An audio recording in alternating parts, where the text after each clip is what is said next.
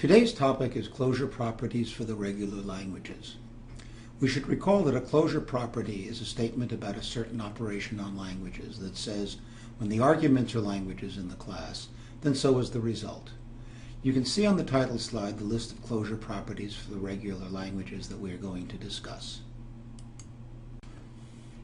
Our first closure property will be union. That is, if L and M are regular languages, so is L union M. To prove this fact, we use the regular expression, say R and S, whose languages are L and M respectively. We know L and M have regular expressions because they are assumed to be regular languages. Then R plus S is also a regular expression, and we know its language is the union of L and M. The same idea works for concatenation and closure. Remember to draw parentheses around R and S if they are needed, like this. For example, if R is 0 plus 1 and S is 0, then you need to write the expression with parentheses around the 0 plus 1. Otherwise you'll get the wrong language. You don't need the parentheses around the 0. Regular languages are also closed under intersection. For intersection, we can't use regular expressions very easily, but the DFA is perfect for proving closure under intersection. So we take DFAs A and B for the two languages whose intersection we want, and we construct the product automaton. The final states in the product are those states that are final in both of the given automata. Thus, the product accepts an input string if and only if both of the original automata do, and that's exactly what we want for intersecting the languages. Here's an example based on the same product automaton we used last time. The only final state in the product is BC. That's this, of course, because B and C are the only final states of their automata. B and C are there. Here's an example of how closure properties prove useful. Okay, remember we proved using the pumping lemma that L1, the set of strings of zeros followed by an equal number of ones, is not a regular language. L2, the set of all strings with an equal number of zeros and ones, isn't regular either. However, suppose L2 were in fact regular. Then since regular languages are closed under intersection, the intersection of L2 with the language of the regular expression 0 star 1 star would also be regular. Now the language of 0 star 1 star is all strings with any number of zeros followed by any number of ones. But what is the intersection of L2 with this language? It is L1, because L2 forces the number of zeros and ones to be equal, while the language of 0 star 1 star forces all the zeros to precede all the ones. Set difference is another operation under which regular languages are closed. The difference of languages L and M, written L minus M, is the set of strings in L that are not in M. For the proof of closure under difference, start with DFAs A and B for languages L and M respectively. Construct C, the product automaton for A and B. Make the final states of C be the pairs where the state from A is final and the state from B is not. Then C accepts an input string W if and only if A accepts W but B does not. That is, W is in the difference of their languages. Here's our favorite product automaton again. This time, BD is the only final state. Because B is the only final state of the orange automaton, and D is the only non-final state of the purple automaton. Notice that the final state BD is not reachable from the start state, so this version of the product automaton accepts the empty language. That's exactly as it should be, because the first automaton, the orange one, accepts a subset of what the second automaton, the purple one, accepts. That is, the first automaton accepts all strings that end in an odd number of ones, while the second accepts all strings that end in at least one one, plus the empty string. The complement of a language is defined with respect to some alphabet sigma. Sigma has to include all the symbols from the alphabet of the language L, but may include other symbols that don't appear in L. then the complement of L is all strings in sigma star that are not in L. Since sigma star is surely a regular language, and we know that regular languages are closed under difference, we immediately know that the complement of any regular language is also regular. Now we shall look at the operation of reversal. Recall one of our earliest examples of a regular language was the language of binary strings that, when interpreted as integers in binary, were divisible by 23. We commented then that the language of such strings that, when reversed, were divisible by 23 was also a regular language. We also said that constructing a DFA for that language is tricky. So here's the tricky construction, which really isn't so tricky now that we have mechanisms like regular expressions to work with. First, the notation we use for reversal is superscript R. That is, L super R means the reversal of language L. This language consists of the reversals of all the strings in L. Here's a simple example. L has three strings, 0, 0, 1, and 1, 0. Then L reversed is the reversal of each of these strings. 0 reversed is still 0, while 0, 1 reversed is 1, 0, and 1, 0, 0 reversed is 0, 0, 1. So L reversed consists of 0, 1, 0, and 0, 0, 1. To begin the proof that regular languages are closed under reversal, we start with a regular expression for a regular language L. We'll show by an induction on the number of operators in the regular expression that there is a regular expression for the reverse of L. The basis is expressions that are either single symbols, the empty string, or the empty set. These are the only expressions with zero occurrences of operators. In all these cases, the expression doesn't change. That is, the reversal of a string of length 1 is the same string. The reversal of the empty string is still the empty string, and if you reverse all strings in the empty set, the set is still empty. The induction consists of the three operators for regular expressions. For union, it is easy. You just reverse the expressions for the two parts of the union. Concatenation is a little trickier. To reverse a string wx, where w comes from f, say, and x comes from g, you need to reverse w and reverse x, but then you need to flip the order of the reverse strings. That is, x reversed comes before w reversed. For example, if w is 0, 1, 1, it's w, and x is 0, 1, then the w reversed is 1, 1, 0, and x reversed is 1, 0, but the x has to come first, so the reverse of 0, 1, 1, 0, 1 is in fact 1, 0, 1, 1, 0. And for the star, we reverse the expression f that is starred. That's this guy here. So it now produces the reverses of all the strings that f produces. We then star the reversed expression to get concatenations of any number of the reverse strings in any order. Let's reverse this regular expression. Its language is all strings of zeros and ones such that the first bit never again appears. That is, the strings are either a 0 followed by any number of ones, that's this part, or a 1 followed by any number of zeros, that's that. The outermost operator of this expression is the plus, and the way we reverse a sum of two expressions is to reverse each expression separately.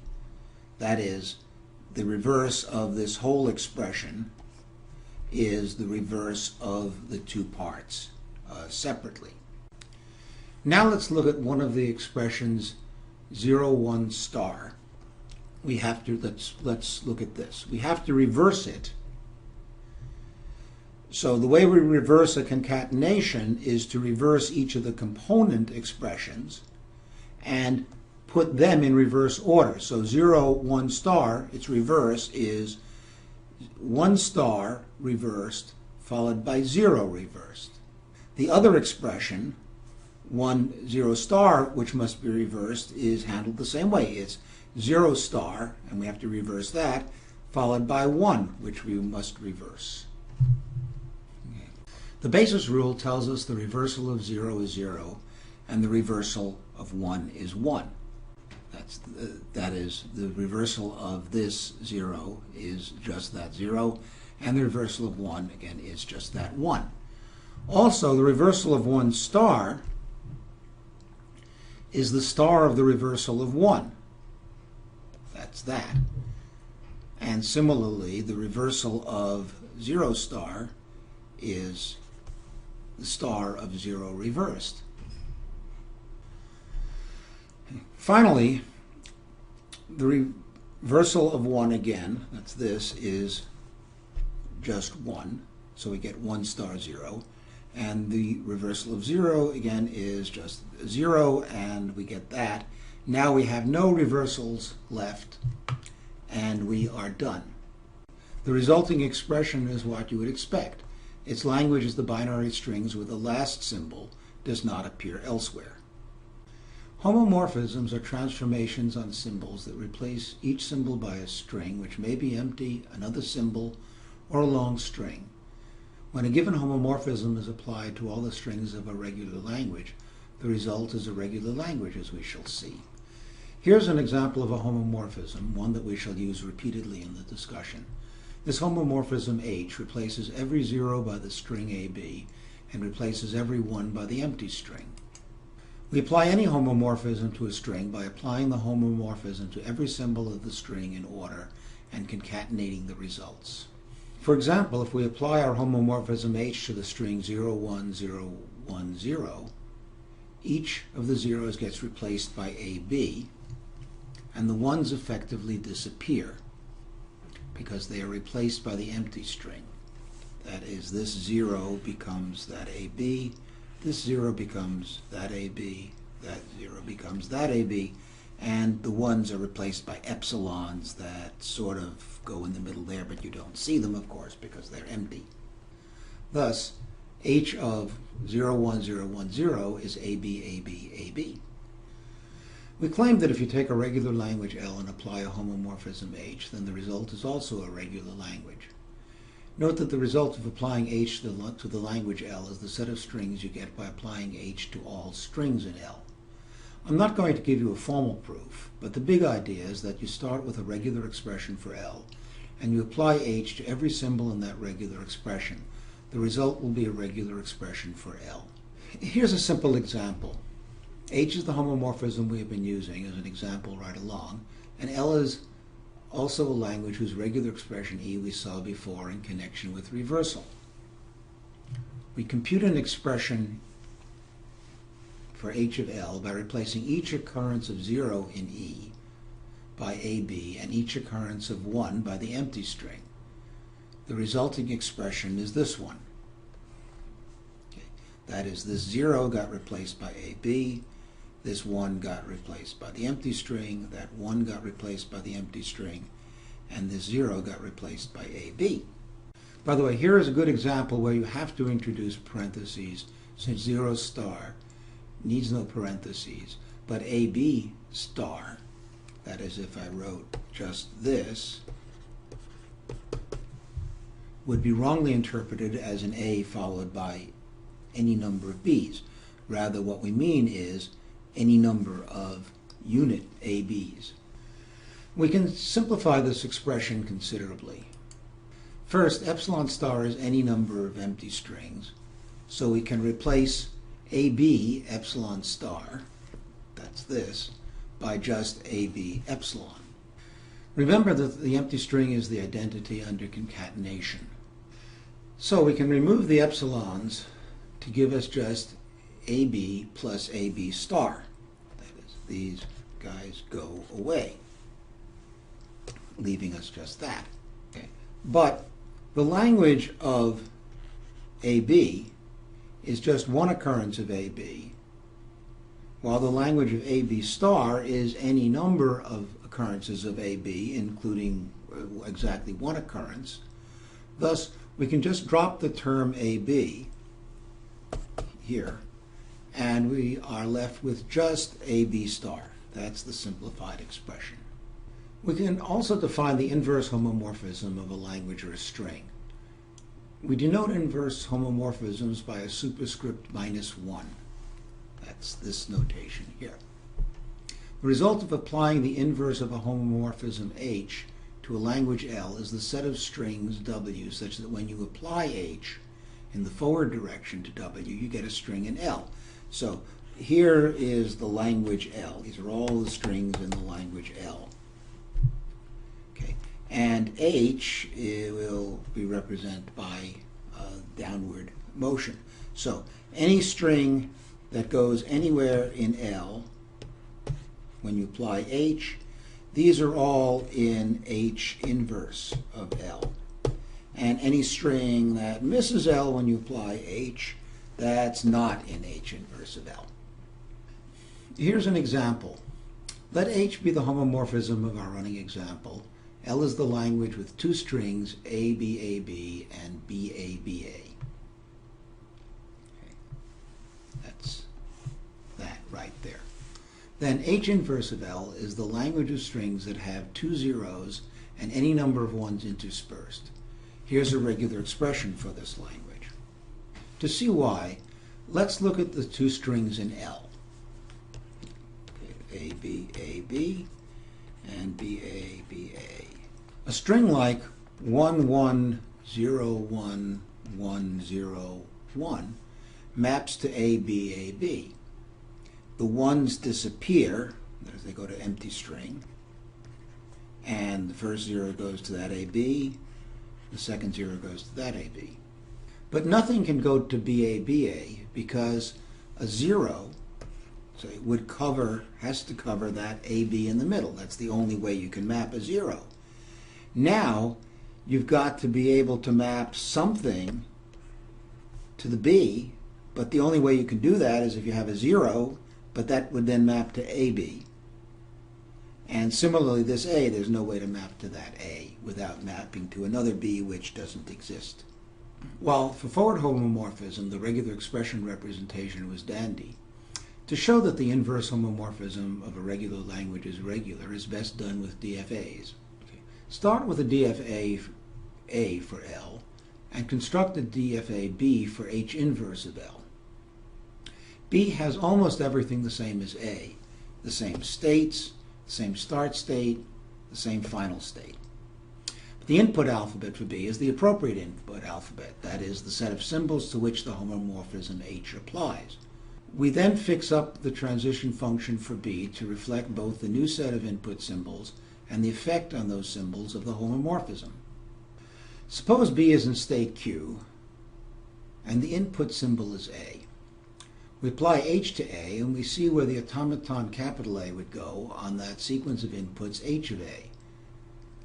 That is, delta B of Q and A is delta A, that is the transition function for the automaton A, starting in state Q, but reading sequence H of A. Note that H of A could be the empty string or some long string of symbols. So this is really the extended delta, but that's okay. We know what that is. Here's an example automaton, and we'll use the same homomorphism we've been playing with all along. Since H of 1 is the empty string, each state of the automaton for the inverse homomorphism will transition to itself on 1. That's what these transitions, for example, are suggesting. For transitions on 0, we need to figure out where the original automaton goes on AB. For example, starting in state A and following the path labeled AB, you wind up in state C. That explains why the transition from A on 0 goes to C. Similarly, starting at B and following the path labeled AB, it's that, you also get to C. And the same thing is true if you start from C, A and then B. We're not going to do the complete proof that regular languages are closed under inverse homomorphism.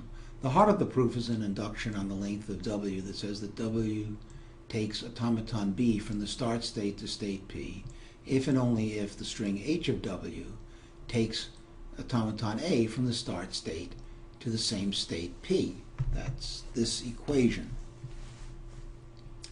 Now B accepts W and A accepts h of W if and only if P is a final state. That is, W is in the language of B if and only if h of W is in the language of A, which is the same thing as saying B accepts the h inverse of the language of A.